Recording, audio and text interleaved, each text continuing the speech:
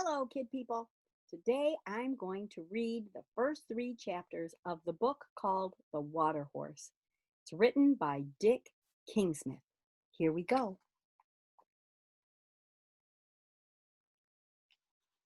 Chapter 1. An Old Fish's Egg. It was Kirstie who found it.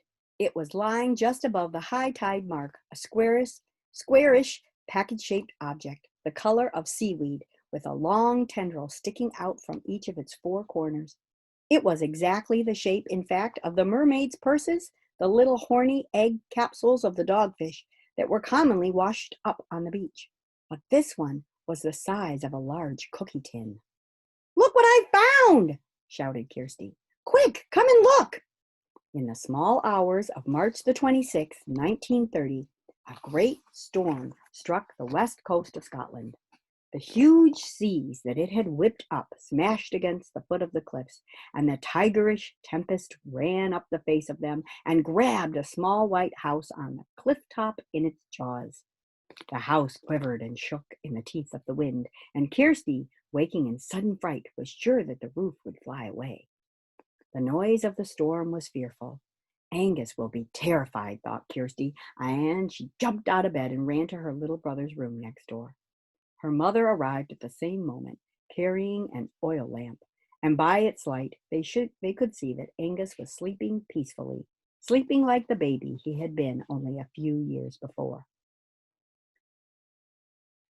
Outside, the thunder banged and the lightning flashed. The wind roared and the rain poured. Angus snored. "Back to bed, Kirstie," said her mother. "I'll stay here a while in case he wakes." "What about Grumble?" said Kirstie. "Is he all right?" Grumble was Mother's father, who lived with them. When Kirstie was very small, she had heard Mother say angrily to him one day, "All you ever do is grumble, grumble." And so she had thought that it was his name. It suited him. He came stumping along the corridor now, a big old man with a thick, droopy mustache. "Can't sleep a wink," growled Grumble to his daughter and granddaughter, as though it was their fault. "Terrible weather. The Lord help sailors on a night like this." Kirstie and Mother grinned at one another, for Kirstie's father was a sailor, a merchant seaman. But at that moment his ship was, they knew, in quiet tropical waters far from tonight's frenzied Atlantic storm. At that moment there came a clap of thunder so close and so loud that Angus awoke and sat up in bed. "I heard a noise," he said in a matter-of-fact voice. "It's a storm, Angus," said Kirstie, "a big storm." "Going to blow the house down in a minute. I shouldn't be surprised," said Grumble. Just for a moment the wind dropped a little, and they could all clearly hear the crash of the breakers on the beach below. What would the sea throw up? Kirstie wondered. What would they find on the shoreline tomorrow? All of them loved beachcombing, even Grumble, though he pretended he didn't. And a storm like this would leave lots of driftwood for them to collect. "Back to sleep, everyone," Mother said, "and in the morning we'll all go down and see what we can find." "What do you mean, in the morning?" said Grumble. "It's morning now. I shan't be able to drop off again, that's for sure." "You should count some sheep, Grumble," said Angus. "That's what I do." "You can only count to 10, Kirstie said. "I know. When I get to 10, I start again," said Angus firmly, and he lay down and shut his eyes. Back in bed, Kirstie lay, listening to the roar of the storm. She was as wide awake, she felt, as it was possible to be. And then, quite suddenly it seemed, it was broad daylight. Kirstie was too excited to eat much breakfast. The worst of the storm had passed now, and the wind had dropped a bit, and Mother had promised that they would go down to the beach as soon as breakfast was finished and the dishes were washed up. It was the thought of what might be washed up on the shore that was exciting Kirstie. Beachcombing was such fun. You never know what you were going to find. There were always lots of seaweed and creatures like starfish and jellyfish and sea urchins and loads of shells, whelks and cockles and cowries and razor shells. Then there was trash like empty bottles. Perhaps one might have a message in it from a castaway. And of course there was driftwood. Wooden boxes and crates, planks and spars, once even a pair of oars, and the strange twisted shape of branches and sometimes quite large limbs of trees, worn pale and smooth during their long voyages from goodness knows where. With such a storm as last night's, who knew what they might find? Eat up, Kirstie, Mother said. Angus never needed to be given this order. Meals, in his view, were times for eating, not for talking. From sitting up at the table to getting down from it again, he only opened his mouth to put food in it. What do you think we'll find, Angus? Said Kirstie. Angus stared at her, his jaws chomping rhythmically. He did not answer. Aren't you excited? Kirstie asked. Angus nodded again. My egg's not boiled enough, said Grumble. They set out at last down the cliff path, Kirstie leading, carrying a little sack for putting things in, Mother following, holding Angus by the hand, and Grumble stumping along behind with a big sack and a length of cord to tie up bundles of driftwood. The seas were running very strongly still, and the breakers were huge, but distant now, for the spring tide had ebbed. The pebbly beach was, as always, empty of people. The only living thing on it were two seagulls picking at something that lay just above the high tide mark. They flew up as Kirstie ran forward. Come and look, she shouted. Quick! What is it? Mother shouted back. I don't know. It looks like a giant mermaid's purse. Angus ran as fast as his short legs would allow. He looked critically at the object. The gulls could not have been at it long, for it seemed unharmed. I didn't know there were giant mermaids, said Angus.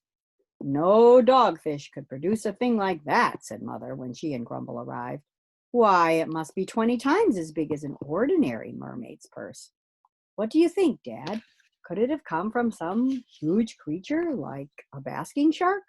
Don't ask me, said Grumble. We're here to collect firewood, so let's get on with it. This cold wind gets right in my bones. He prodded the thing with his toe. Whatever it is, it's no use to us, he said, and he stumped on, with Mother following. It moved, Kirstie said. Of course it did, said Angus. Grumble just kicked it. No, I mean after he kicked it. I saw the outside of it, the skin of it, move. I'm almost sure I did. It sort of trembled. Angus peered at the giant mermaid's purse. It isn't trembling now, he said. Expect it's dead. Expect he killed it. He looked up at his sister and saw that she was upset at this thought. It's only an old fish's egg, he said. Eggs don't feel anything. Those ones that Mother boiled for breakfast, they didn't feel nothing. They didn't feel anything, said Kirstie. Angus sighed. I just told you that, he said. Sometimes I feel much older than you. Well, you're not, said Kirstie quite sharply. You're 3 years younger. Hold my sack open for me. She bent down and picked up the thing. It was heavy, as heavy indeed as a large cookie tin full of cookies. You're not going to take it home, said Angus. I am. Where are you going to put it then? In a bucket of water, just in case it's alive. It might hatch. You never know. Mother won't like it. Mother won't know. She'll ask what's in your sack. Kirstie thought quickly. Seaweed, she said. Grumble puts it on the garden for manure, and on top of the thing she placed some bunches of kelp. When they had all climbed the cliff path again, Grumble complaining loudly of the weight of the driftwood bundle he carried, the children went off together to the garden, a small plot on the sheltered side of the white cliff-top house. Here their grandfather grew vegetables, grumbling endlessly about the poorness of the soil, the unkindness of the weather, and the damage done to his plants by birds and slugs and caterpillars. Kirstie put the seaweed on his compost heap, filled a large bucket with water, and tipped the giant mermaid's purse into it. It was too big to submerge, and 2 of its 4 tendrils stuck out forlornly above the surface. It's too big, Angus said. I can see that, silly, said Kirstie, but at least it will keep it from drying out. What's it matter if it's dead anyway? You don't know it's dead. Well, it soon will be. Why? Angus sighed. It came out of the sea, didn't it? That's tap water. It needs salt water. Oh, Angus, cried Kirstie. She gave him a hug. You're brilliant, she said. I know. Making sure that Mother was elsewhere, Kirstie got the container of salt from the pantry and poured a generous measure into the bucket. She looked carefully at the sticking out tendrils, but they didn't move. It needs a bigger place, she said. I know, the bathtub. How the rest of that day dragged, but at the end of it, luck was on her side. Mother had a bath after her morning's work. Grumble, on being asked, said no, he didn't want a bath. Too much washing was bad for your skin, and anyway, the water was always either too hot or too cold. So that only left the children. Mother gave Angus his bath at bedtime and left the water in it for Kirstie. He wasn't all that dirty, she said, and she took Angus downstairs to dry him by the fire, where Grumble sat listening to the radio, turned up very loud, for he was rather deaf, and moaning that the program was rubbish. Kirstie moved fast. First, she let out Angus's bathwater. Then she put the plug back in, turned on the cold tap, and tiptoed down the stairs and out into the garden. In a couple of minutes, she was back in the bathroom, the giant mermaid's purse in both hands, the container of salt tucked under one arm. She lowered her burden gently into the water, added a little hot for luck, poured the whole contents of the salt container in, turned off the taps, and went out of the bathroom, closing the door. Kirstie awoke once in the middle of the night and could not resist opening the bathroom door and peeping in. But the thing was just floating, motionless. You're stupid, she said to herself as she was drifting back to sleep again. It's probably just a piece of seaweed, that's all. First thing in the morning, before anyone's up, I'll take it out and chuck it on Grumble's compost heap. First thing in the morning, Kirstie went quietly along to the bathroom. She had just grasped the handle of the door when she thought she heard something. She bent down, her ear to the keyhole. Through it, she could hear a small splashing, such as a little fish might make breaking the surface of a stream, and then a small squeaking noise, a kind of chirrup, such as a little bird might make breaking from the shell of its egg. Kirstie opened the bathroom door. Chapter 2. It's a monster. One look into the bathtub was enough to send her hurrying to get Angus. As usual, he awoke from the deepest of sleeps with his mind instantly tuned to his chief pleasure in life. I'm hungry, said Angus. Is breakfast ready? Shh, said Kirstie. Don't talk so loud.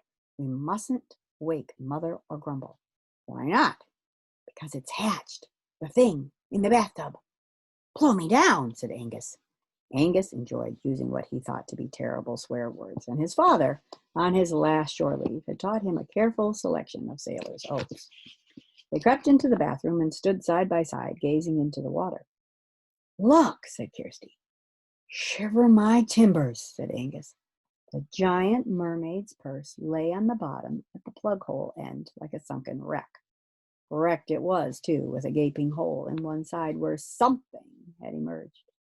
At the other end of the bathtub swam that something. When Kirstie was a grown woman with a family of her own, her children would ask her time and again to describe what it was that she saw in the bathtub that early March morning when she was 8 years old. It was a little animal, she told them, such as neither I nor your Uncle Angus had ever seen before, such as no one in the world had ever seen before, in fact. In size, it was about as big as a newborn kitten, but quite a different shape. The first thing you noticed about it was its head, which was sticking out of the water on the end of quite a long neck. More than anything, it looked like a horse's head, with wide nostrils like a horse, and even a suggestion of pricked ears. But its body was more like a turtle's. I don't mean it had a shell. It had a kind of warty skin like a toad's, greeny grayish in color. But it had 4 flippers like a turtle has. And then it had a tail like a crocodile's. But just like you usually look at people's faces before you notice anything else about them, the thing that struck us was the look of its head. We didn't think about a crocodile or a toad or a turtle. We thought about a little horse. Now, as Kirstie and Angus watched, the creature, which had been eyeing them in silence, dived with a plop, swam underwater with strong strokes of its little flippers, and surfaced again right in front of them. It looked up at them and chirruped. What does it want? Kirstie said. The answer to this question was obvious to someone like Angus. Food, of course, he said. It's hungry, like me. What shall we give it? What do you suppose it will eat? What do you suppose it is, anyway? We don't even know what sort of animal it is. It's a monster, said Angus confidently. He had a number of picture books about monsters, and obviously this was one of them. But monsters are big, Kirstie said. Angus sighed. This isn't a monster, he said. This is a baby one. A baby sea monster, said Kirstie. Well, then, it would eat fish, wouldn't it? We'll have to catch some fish for it. A happy smile lit up Angus's round face. We don't need to, he said. There's some sardines in the pantry. I like sardines. Opening the sardine can was difficult, but Kirstie managed to turn the key far enough to winkle one out, and they tiptoed upstairs again, carrying it on a saucer. Don't give it anything. It might not like it, said Angus hopefully. But when Kirstie pulled off a bit of sardine with her fingers and dropped it into the bathtub, the little animal snapped it up and gulped it down and chirruped loudly for more. He likes it, said Angus dolefully. He broke off another piece of the fish, his hand moving automatically toward his mouth. But Kirstie said, Angus! Sharply, so he dropped it in the tub, contenting himself with licking the oil off his fingers. And one after the other, they fed the creature the rest of the sardine.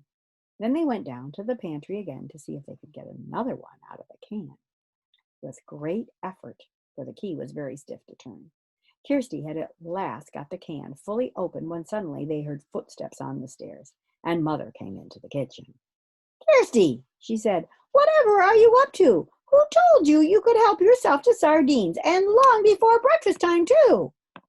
It's for our sea monster, said Angus. Don't be so silly, Angus, said Mother sharply. Look at your fingers, all oily, you greedy little boy. And you, Kirstie, you're old enough to know better.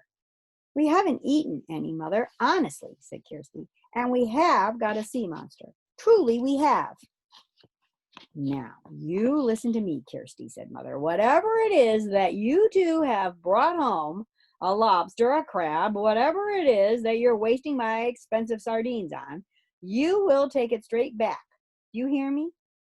Oh, no, Mother, cried Kirstie. Please not. First thing after breakfast, it goes back in the sea, said Mother firmly. Where is it anyway? In the bathtub, said Angus. In the bathtub, cried Mother. Oh, no. It's quite happy there, said Angus. Well, that's more than your grandfather will be by now. As I came down, I saw him going along the corridor with his towel and his shaving kit. He'll have a fit. Especially if it's still hungry, said Angus. But when the three of them reached the bathroom, the door was open, and there was Grumble, kneeling by the bathtub. With his bald head and his droopy mustache, he looked like a walrus about to take a dip. He was staring silently at the little animal as it paddled around in the water, now glistening with sardine oil. To their amazement, they saw that he was smiling broadly.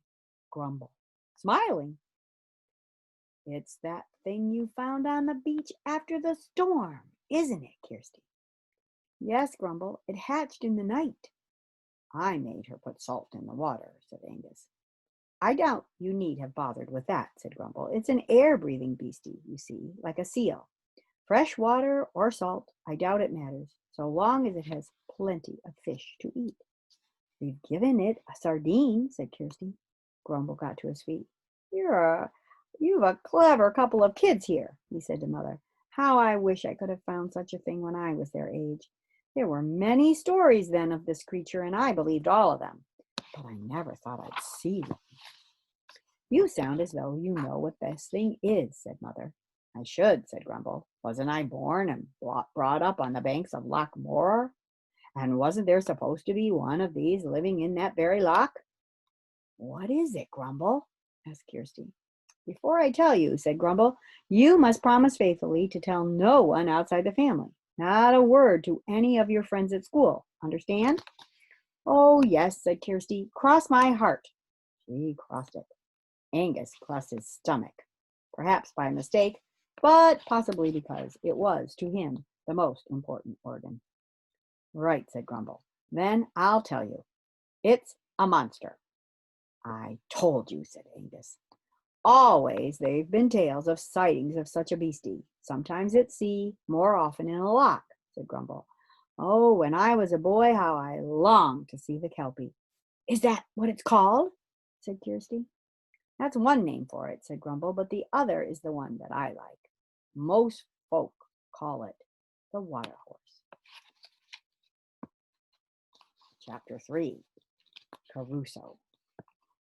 The water horse, breathed Kirstie. Well, I'll be scuppered, said Angus. I don't care what it is, said Mother. It's not staying in my bathtub. I'm going to get the breakfast now, and as soon as you've eaten it, that thing goes. Out of the bathtub, out of this house. I don't care what you do with it. Is that understood? And off she went. Kirstie and Angus looked so woebegone that Grumble put an arm around each of them. Cheer up, he said. We'll think of some way to make sure he's all right. How do you know it's a he? Said Kirstie. It might be a she. That's true, said Grumble. I don't know how you could tell, but we'll have to decide one way or another. Why? Said Angus. So that we can give it a name. It must have a name if we're going to keep it. Keep it? Cried the children. But Mother just said. Your mother only said it must go out of the house. I don't care what you do with it. That's what she said. So we'll decide what we want to do, and then we'll do it.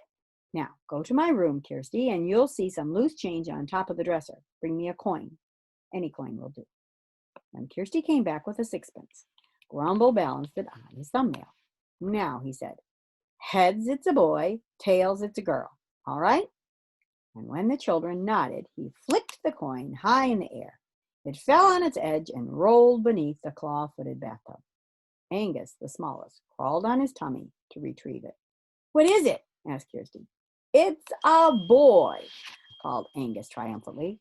What shall we call him then? Said Grumble. Between them, in the next few minutes, they managed to suggest a host of names, but no one approved of anyone else's. Kirstie liked the kind of names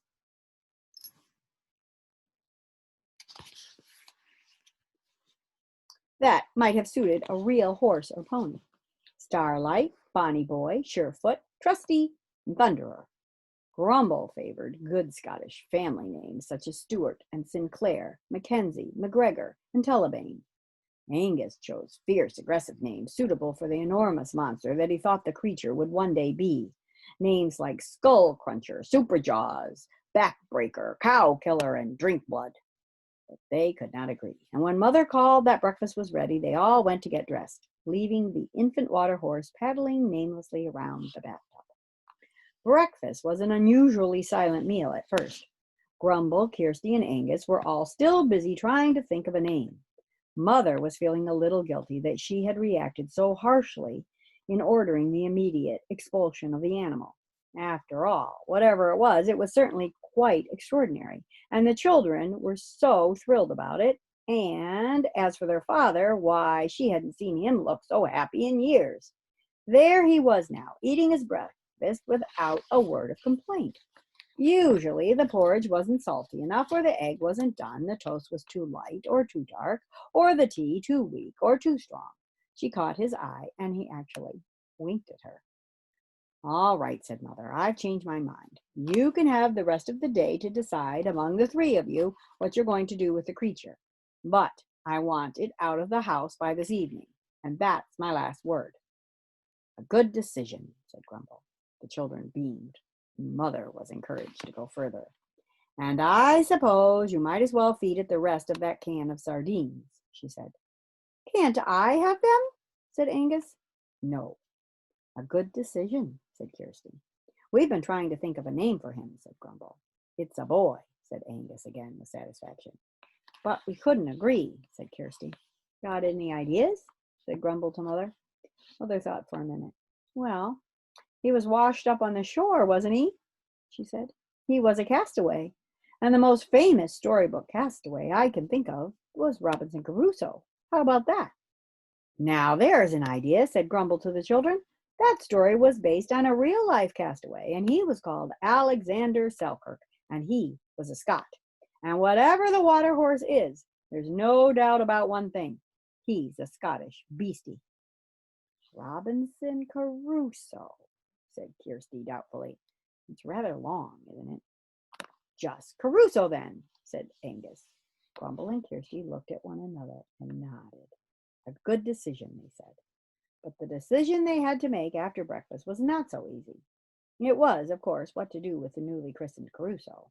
They stood looking down at him as he paddled around the tub, chirruping loudly for food. Now, I've been thinking, Grumble said. First of all, do you think we should simply put him back in the sea? That's where he came from, and he would have hatched if the storm hadn't blown him ashore. Oh, no, said Kirstie. We'd never see him again. Couldn't we find a big rock pool and keep him there? We could, but the spring tides might wash him out. Anyway, it'd be a terrible business feeding him up and down the cliff path half a dozen times a day. Could we put him in the lock-in, Grumble? Said Angus. The lock-in was a small lock, no bigger than a couple of soccer fields, in the glen below the house. We could, Angus, and that's where he'll have to go when he's a lot bigger. But he wouldn't last long at the moment. There are pike in there big enough to swallow him whole, said Grumble. And he picked up a sardine by its tail and dropped it into the bathtub.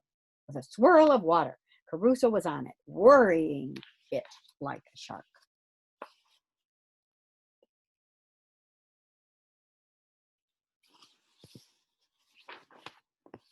We must wait till he's big enough to treat the pike like that, said Grumble. But where can we keep him, said Kirstie. I know, said Grumble. In the goldfish pond, of course.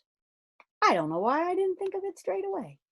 Sunk in the lawn at one side of the White House was an oblong concrete pond the size of a pool table.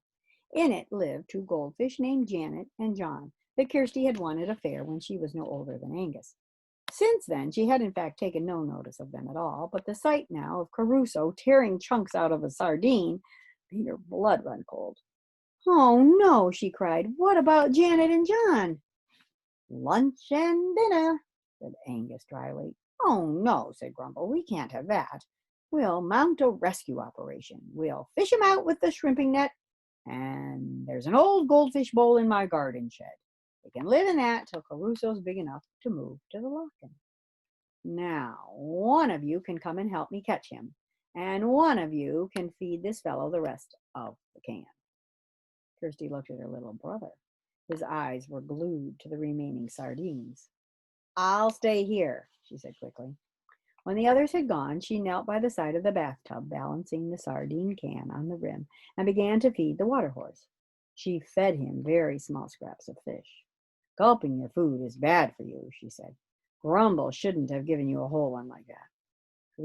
Caruso looked directly at her. His eyes, she noticed, were lozenge-shaped, very dark and bright, with a look of intelligence. He seemed to be listening to what she was saying. When he had finished the third of the four sardines, he appeared to be full, for he sank to the bottom of the bathtub and lay there for a little while. Then he floated up like a bubble rising in a fizzy drink, poked his nostrils out, drew in a breath of air, and sank again. He continued to do this, and Kirstie timed him with her watch.